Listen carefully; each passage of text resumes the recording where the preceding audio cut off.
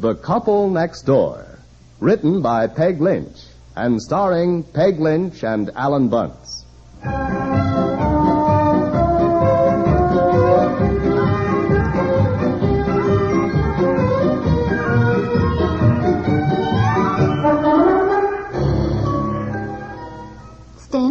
Stand still now, Betsy. Let Mommy get the Band-Aid on. Oh, it hurts. Of course it hurts, honey. There.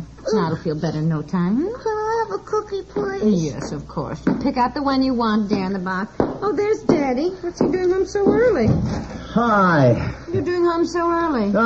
With New Year's Eve coming on, nobody felt like doing any work, so we closed early. Hey, what's the matter with my girl? It makes me so mad that Mary Lou Kendall pushed her down and took her sled away from her. Betsy hit her head. Huh? There, darling. Look at the bump on her forehead. Well, now, honey, it's not too bad. Now, don't coddle her. It's just a little bump. Little bump? Look at it. Well, it's nothing, really. Feels better already, doesn't it? No. Oh, now, come on. You're Daddy's brave girl, huh? Mary Lou pushed me down and she kicked me. Kicked you? Yes, and she pinched me, too. Did you hear that? Yes, and I suspect somebody's getting too much sympathy. She's going to make a very good story out of it. Well, I believe it. Those Kendall kids are just awful. Now, wait a minute. Betsy, now, Mary Lou didn't just kick you and push you down for no reason, did she? What did you do, huh? Nothing. We were playing with the sled, and it was my turn, and she wouldn't let me have it. There, you see? Those Kendall children come up here all the time and take Betsy's things. Really, they've just been troublemakers in this whole neighborhood ever since they moved in a month ago. I think you ought to say something. Say something to who? To that Mr. Kendall. Well, never mind. What would I say to him? His daughter is a head taller than Betsy, and she just bullies her. Now, honey, let kids fight their own battles. You're Betsy's father. You're supposed to be her protector. Honey, children always have their differences, and Betsy's got to learn to get along with people. Everybody has his faults, but you have to get along with your neighbor. You remember that, Betsy. Huh? Lots of times people do things you don't like, but you have to look for the things about them you do like, because we have to love our neighbors, don't we? Do you have to love them even if you don't like them? Well, yes, honey. Yeah, and you remember that. Yes, Daddy. Can you get that, dear? I've got to get dinner in the oven. I didn't expect you home so early, and we're having a roll. Yeah, all right. Hello. Yeah. Oh, yes, Mrs. Kendall. Well, I guess the children did have a little fuss, but... Well, now, just a minute. Who is it, dear? I beg to differ with you, but it so happened that it was Betsy's turn on the sled, and Mary Lou just pushed her down. My daughter's got a terrible bump on her head. It just missed her eye by a fraction. Dear, if it's the oil burner man, he can come Thursday. I'll be home. Now, look here, Mrs. Kendall. Are you implying that my child does not tell the truth? Well, let me tell you something about your children. Yes, just put him on the phone. Just put him on the phone. I'll be glad to talk to him. It's the oil burner man, dear. It is not the oil burner man. It's Kendall. Mrs. Kendall accused Betsy of not telling the truth. Oh! I'm going to talk to him. Well, I certainly... Hello. Hello, Kendall. That's right. Certainly, I believe my own child. Mary Lou threw a big rock at Betsy one day, too. You might get that in. Now, look here, Kendall. Considering the fact that it was my daughter's sled to begin with, it seems to me... Roughneck. Who's a roughneck? Betsy? Now, look here, Kendall. For a man whose kids are known around the entire neighborhood as troublemakers, it seems to me that... Yes, I'll repeat that. Troublemakers. I certainly would repeat it in person, by all means. Betsy? Oh, dear. Betsy! Yes? Come here. Here, come here. Now, look. Now, you answer your father truthfully. Is it true that Mary Lou deliberately pushed you down and took your sled when it was your turn? Yes, she did, All right. That's all Daddy wants to know. Thank you. Now, go on. Run outside and play. Go on. No, Go on. Do as Daddy says, dear. Your things are in the kitchen. And put a sweater on, too. It's not cold. Put your sweater on. Oh, honestly. Now, dear, don't get too excited. Remember, you did say kids should fight their own battles, and maybe... Look, she's only 6 years old. She's just a baby. If I don't stand up for her, who will? Yes, dear. Now, look, you better go and get dinner. I'll handle this situation. He's coming right over.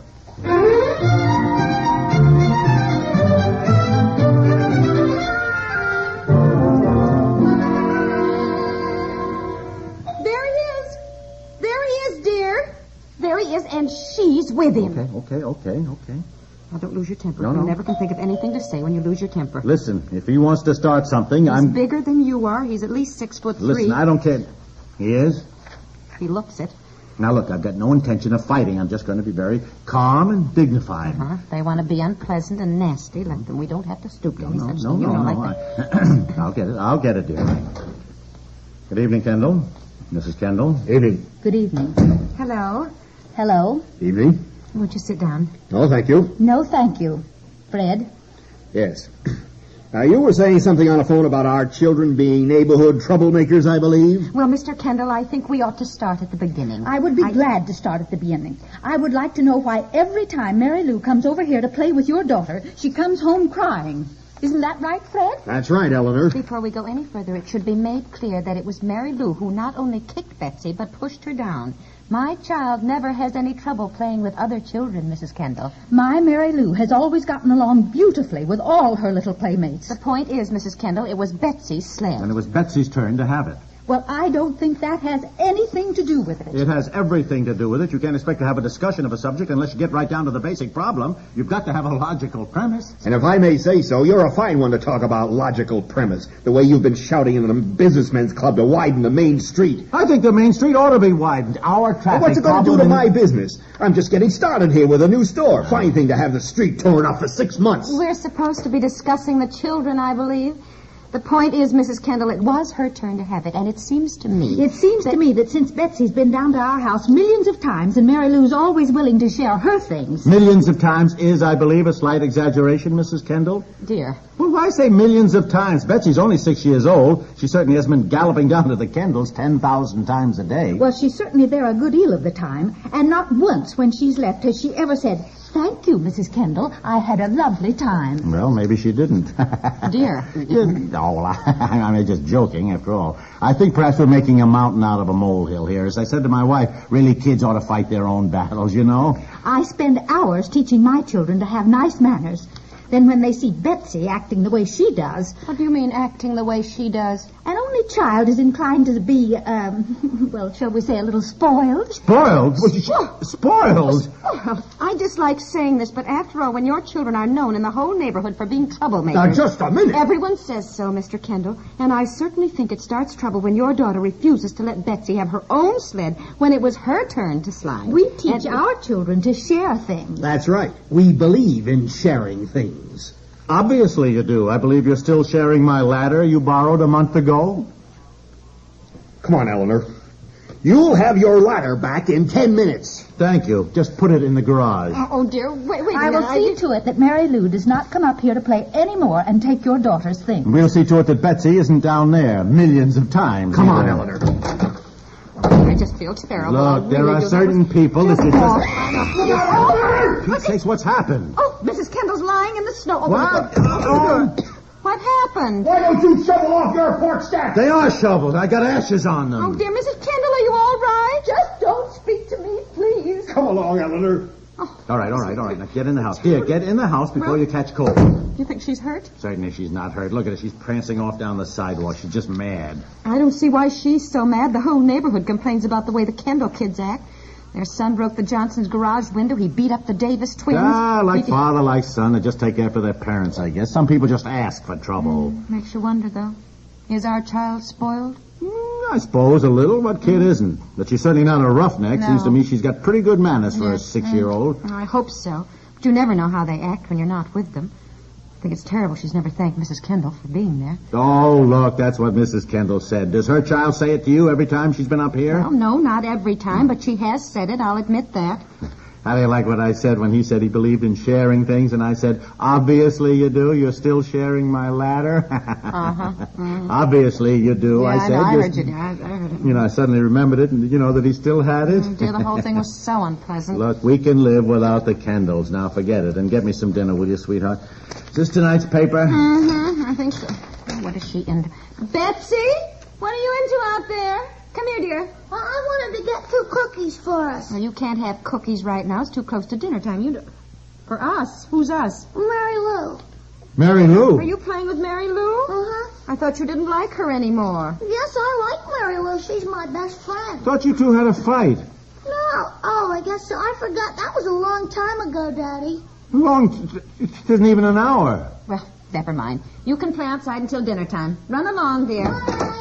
Sally, how you like that? They're friends again, and now we're not even speaking to the parents. Well, that's children. Maybe we ought to take a lesson from them, huh? Yeah. Honey, why don't you call the Kendalls up and apologize?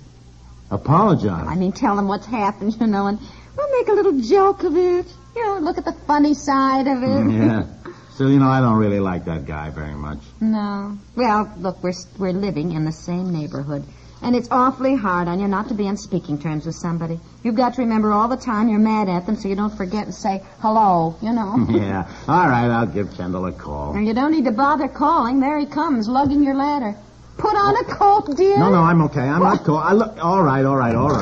That is Betsy. He's headed for the garage. Kendall, Fred. Fred, listen, I figure we ought to start the new year right, What I mean is, our kids seem to have made up. Seems kind of silly for us to go on with something that... We just called the doctor. What? Mary Lou, what are you doing here? Now come on home. My wife seems to have injured her ankle on your icy front steps. Oh, I'm sorry. I just hope you carry liability insurance. Good day. And you come on home, Mary Lou. Come on. Your mother just had an accident. What's the matter, Daddy? Can't you learn to get along with your playmates? I get along with Mary Lou, all right. Can't you get along with Mr. Kendall, Daddy? Get in the house. Go on, hurry up. Get in the house. And how did it go, dear? Wash your hands, Betsy. Dinner's ready. What's the matter? Seems Mrs. Kendall hurt her ankle on our steps. We may be sued. Sued? Oh, why, nobody does that sort of thing in this neighborhood. Listen, this Kendall guy would do anything. You can see he's just a loud-mouthed, cheap... I can't stand either one of them. They're everything now, that... honey. He's your neighbor, Daddy. You said we should love our neighbors, didn't you? Betsy, go wash your hands, dear. You said even if they did things you didn't like that... Betsy, don't bother Daddy right now. Go on. Didn't you say that, Daddy? Yes. Well, then you should love Mr. Kendall. All right. I love Mr. Kendall. Mrs. Kendall. Yes, fine. All right, I love Mrs. Kendall, too. There, you see, Daddy loves him. Now, go on. Wash your hands, Betsy. Go on. Boy, now all we need is to have her go running around the neighborhood saying that her daddy loves Mrs. Kendall. Look, after this, when she has a fight, don't get involved. As I said to begin with, let kids fight their own battles.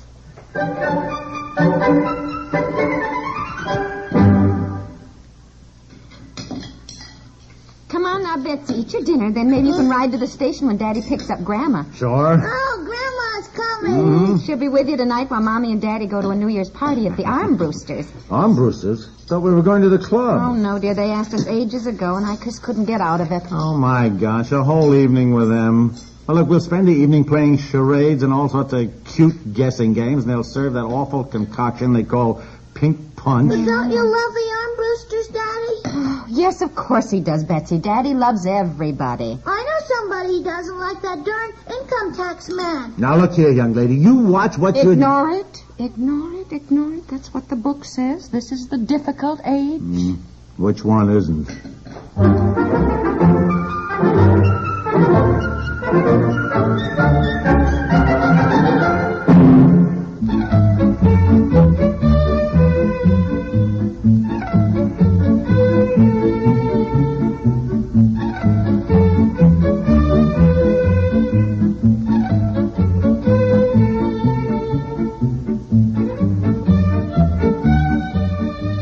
The Couple Next Door is written by Peg Lynch and stars Peg Lynch and Alan Bunce, with Madeline Pierce as Betsy, Charles Mendick as Mr. Kendall, and Arthur Duckworth as Mrs. Kendall, and is produced by Walter Hart.